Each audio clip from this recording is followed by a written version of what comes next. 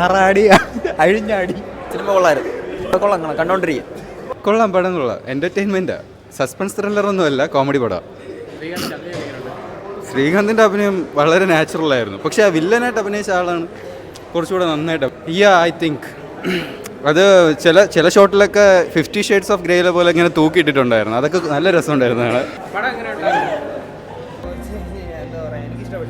കൊള്ളത്തില്ല, എനിക്ക് ഇഷ്ടപ്പെട്ടില്ല സത്യം പറയാൻ.